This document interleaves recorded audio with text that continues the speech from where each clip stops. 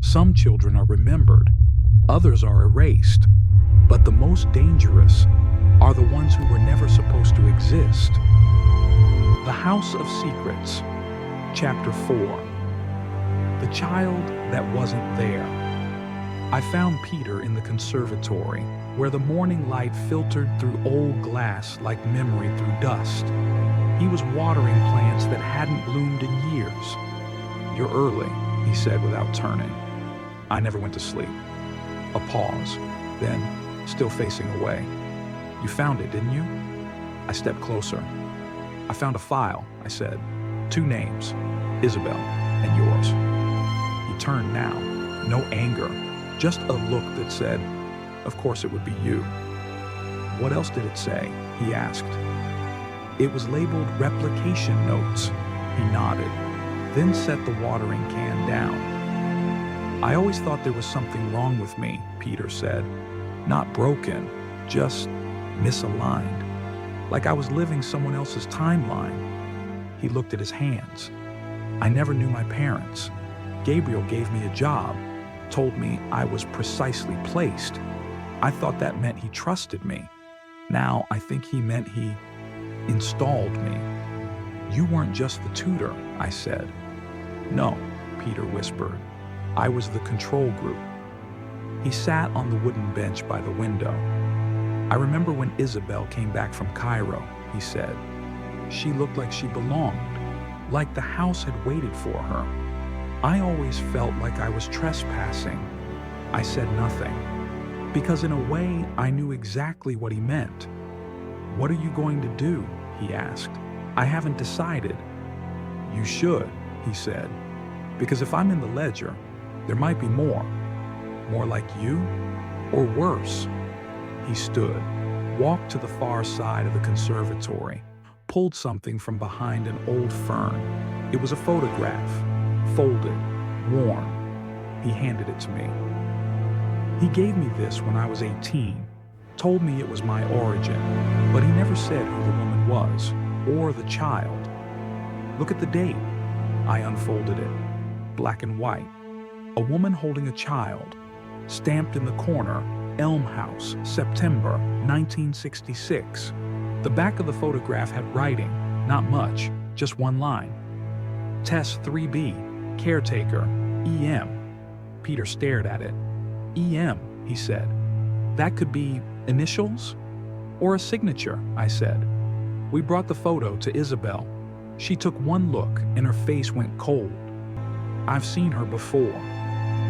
We followed her to the library. She climbed the ladder, reached for a dusty album tucked between law books and estate inventories. She opened it to a page near the back. There she was, same woman, same cheekbones, slightly older, standing beside Gabriel at a garden party. Isabel tapped the label. "Miss Evelyn March, estate governess, 1959 to 1973. Peter whispered, "The caretaker. Evelyn March." She wasn't in any recent records, not in the family tree, not in staff payrolls, not in the funeral logs. Almost like she had been removed, but not forgotten. We took the album to Marta. She stared at the photo, then crossed herself. "She was quiet," Marta said. "Smarter than she let on. She came after Claire vanished." "Gabriel brought her in?" I asked. "Yes. He said she was temporary, but she stayed." "Why?" Marta looked down. "Because she could do what others wouldn't." That night, I sat in the conservatory alone, the photo of Evelyn March laid flat on the table. Something about her posture wasn't staff. She didn't stand behind Gabriel. She stood beside him as an equal, a partner, maybe even a co-architect. The door creaked behind me. I didn't turn. A voice said, "I see you found her." It was Brenda. Brenda didn't step inside. She stood at the threshold, arms crossed, framed by moonlight. "I told Gabriel she was dangerous," she said. "He said she was necessary." "Evelyn March?" I asked. Brenda nodded. "She wasn't just the governess. She was the architect. I gestured toward the chair. To my surprise, Brenda sat. She came into the house after Claire vanished, said she was here to stabilize the next phase. At first, I thought she meant the children, but she never looked at them like children. I stayed quiet. She continued. She kept records, not just medical, psychological, behavioral. Of whom? Brenda's voice dropped. Of all of us. The silence stretched. Then I asked, where did she go? Brenda smiled, not warmly. She didn't go anywhere. I blinked. She still lives here? Brenda nodded slowly. In the east wing. Room with no number. Door painted over. Gabriel called it the quiet room. I stood immediately. I need to see it. No, Brenda said. You need to be ready before you see it. What does that mean? She looked at me, and for the first time, she looked afraid. That woman doesn't age, Ethan. She just waits. The east wing was colder, not in temperature, in presence. The wallpaper was older, the windows dustier, the silence thicker. This part of the house hadn't been touched in years, or so it wanted you to think. I walked slowly, counting doors. 1, 2, 3, 4, and then a stretch of blank wall, no frames, no light fixtures, no handle. But the floor creaked in front of it, like someone had passed this way before. I ran my hand along the paneling. There, a slight indent, faint brush strokes where paint didn't quite cover the seam. I pressed, nothing. Pressed again, with more weight. Click. The wall shifted half an inch inward, enough for fingers, enough for truth. The door opened on silent hinges. No dust fell, no light flickered. It had been used recently. Inside, the room was clean, too clean, like a place where someone still lived, but only at night. A single chair sat in the corner, a desk, empty. Bookshelves lined one wall, all psychology, behaviorism, cognitive imprinting. The bed was small, covered in pristine white linen. At the center of the room, a corkboard, lined with photos, names, dates, diagrams of the human mind, segmented, color-coded. At the very bottom, pinned carefully with 2 tacks, a photo of Peter, and beneath it, Isabel. I stepped closer.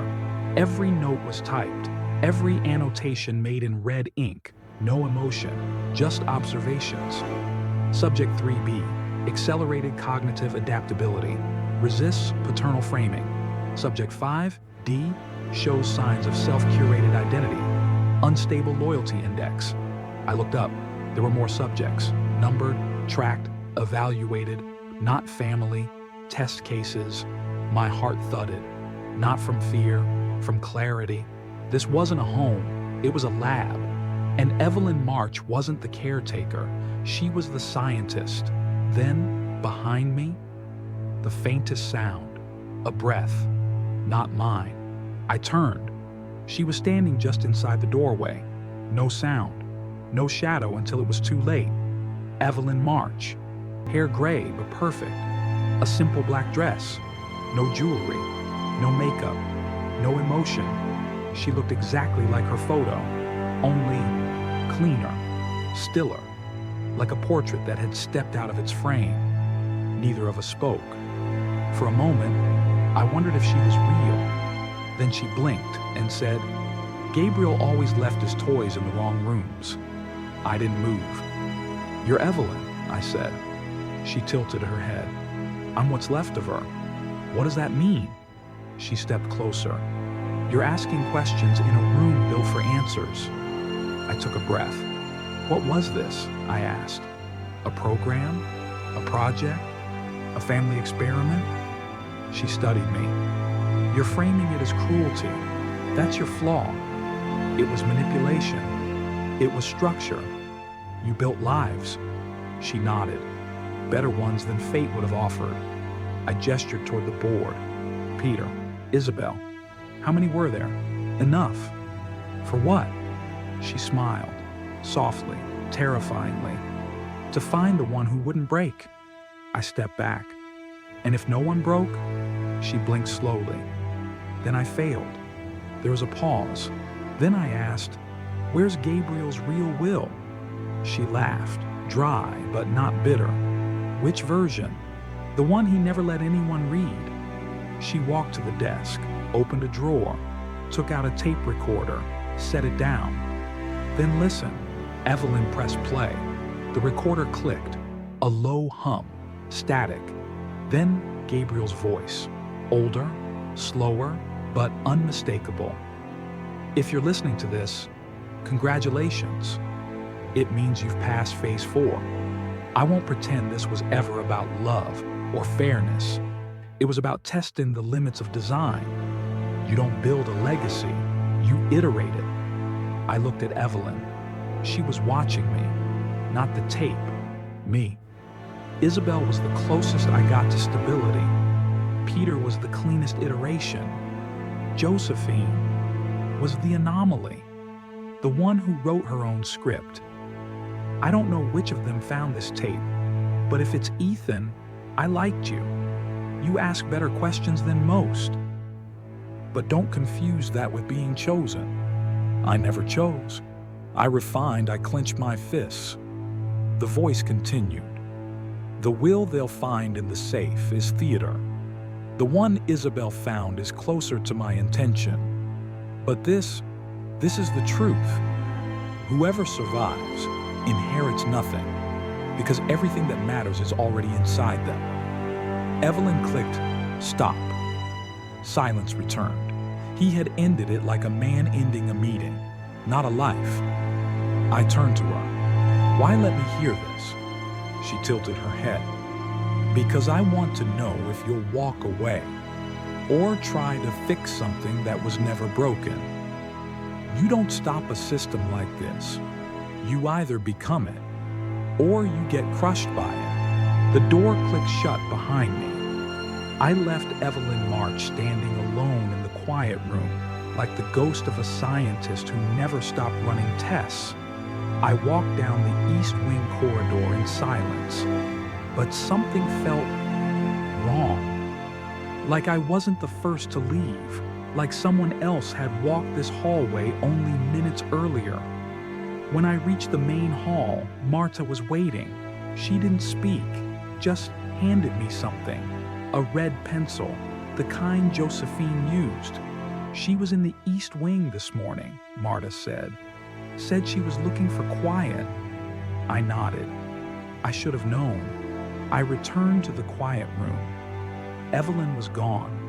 The tape recorder was back in the drawer, but on the desk, tucked between 2 psychology manuals, was a single notebook page, lined, torn clean, one sentence written in red pencil. "He never tested me." I tested him. J. I sat in the chair, stared at the page. Josephine had heard it all. Gabriel's voice, his philosophy, his cold farewell. And instead of reacting with anger, fear, or grief, she'd made her final move. A sentence that turned everything upside down. I read it again. He never tested me. I tested him. Which meant, from the beginning, Josephine knew she was in his system, and she chose to stay inside it, so she could rewrite it from within. I didn't sleep that night. The sentence burned behind my eyelids. He never tested me. I tested him. Josephine wasn't fighting the system. She'd become it. By morning, I knew what I had to do. I couldn't investigate her like a suspect.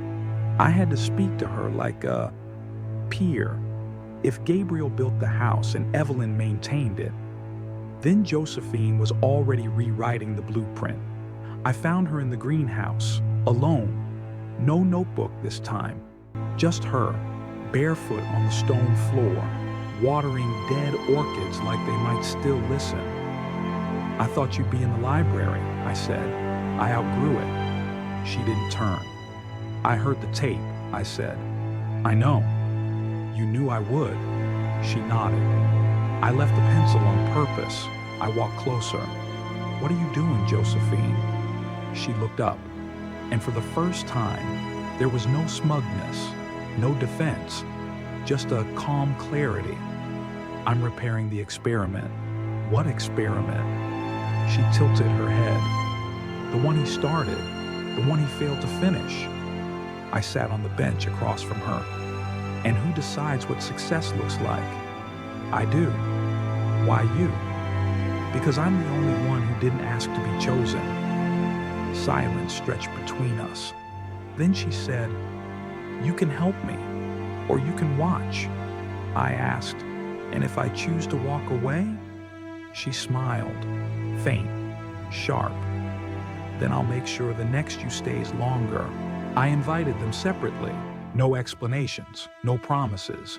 Just a time, a room, and a locked door. The drawing room had been unused for weeks. I cleared the chairs, closed the curtains, turned off the cameras Josephine likely knew existed. 3 chairs, 3 people, 1 hour. Peter, Isabel, Josephine, and me. Not as the observer, but as the instigator. Peter arrived first, nervous, sweating, but silent. Then Isabel, controlled, pale, suspicious. Finally, Josephine.